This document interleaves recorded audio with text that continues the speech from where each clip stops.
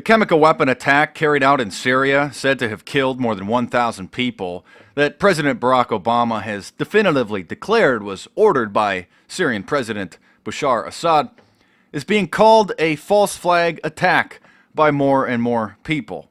Not just people on Facebook or YouTube or other corners of the internet, but people like Ron Paul, who recently appeared on the Fox Business Channel, a paid prescription channel with probably just a few 100,000 viewers. But nonetheless, when talking with Neil Cavuto, Ron Paul said that it looks like a false flag attack and pondered that perhaps the rebels, many of whom are Al-Qaeda, possibly carried out the attack themselves as a false flag attack in order to provoke the United States into responding with a military intervention.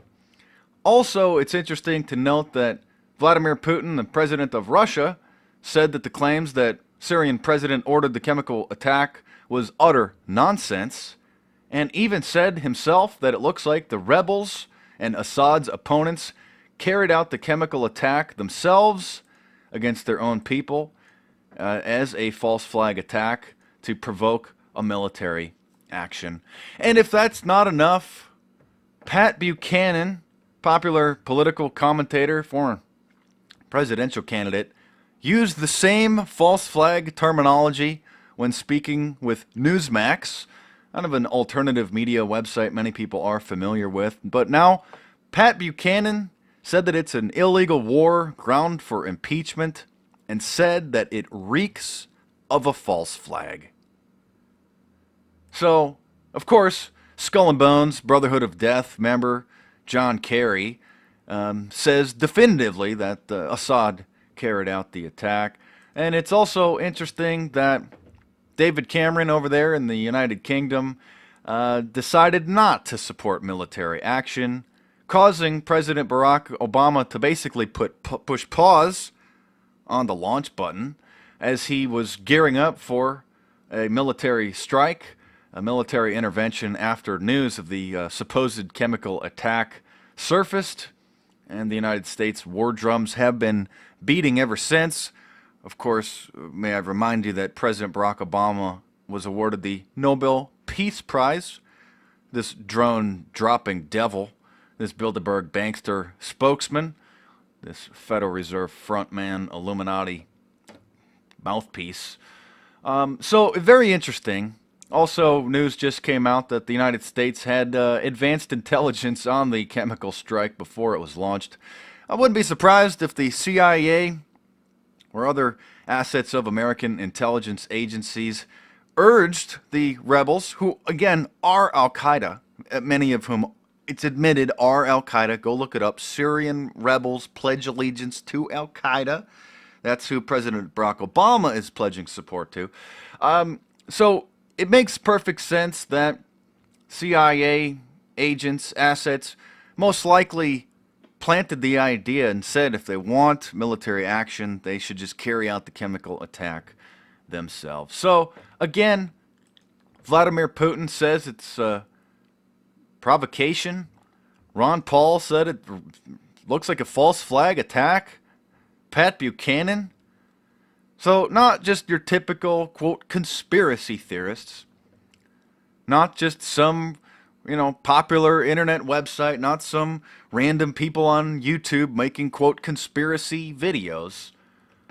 No, making such damning accusations would destroy the political career if there wasn't a ton of evidence to support them. So, thank you, Pat Buchanan.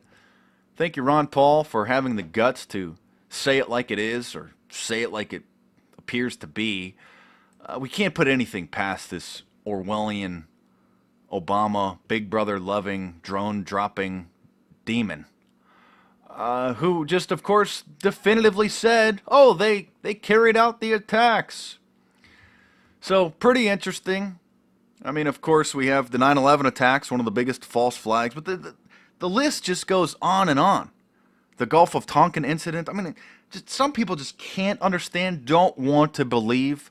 They're in denial because they could never come to grips that their own government would be so evil to carry out the 9/11 attacks or to allow them to happen, to block investigations, to pull people off of the case, just sort of look the other way to, whoops, allow the attacks to happen, as was outlined in the Project for the New American Century documents, the neocon think tank, where they proposed their plan for the Middle East, but said it's just not going to happen unless they have a new Pearl Harbor type of event.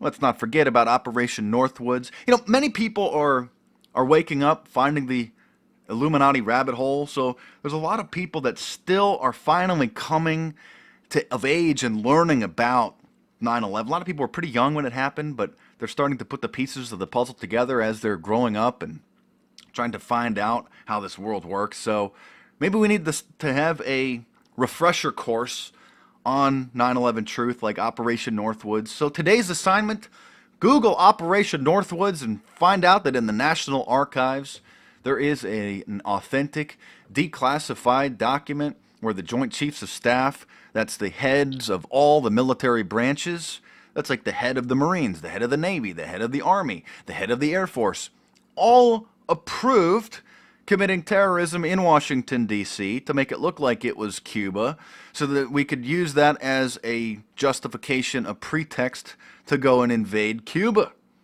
back in the Kennedy administration. That's declassified. That is an admitted, authentic, confirmed, false flag plan. And then, I mean, it just goes on and on. So that's the news for now. Pretty...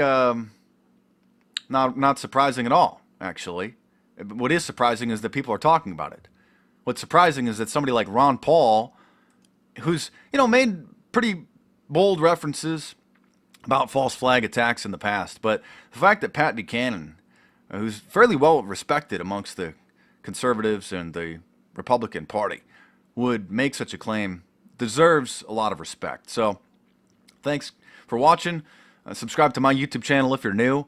And there's more videos coming soon. Stay tuned for the Man on the Street Mondays. Subscribe to my backup channel, youtube.com/TheResistance.